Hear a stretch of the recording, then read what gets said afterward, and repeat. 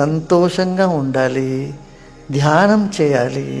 కొంచెం పొద్దు కూర్చొని ధ్యానం చేయండి ప్రతినిత్యము.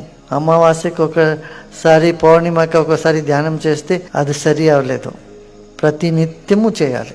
ఎట్లా భోజనం చేస్తామో, ఎట్లా స్నానం చేస్తామో అట్లే ధ్యానం కూడా ప్రతినిత్యము చేస్తూ ఉంటే మన లోపల ఒక ఆనందము, సంతోషం అన్నీ పెరుగుతుంది.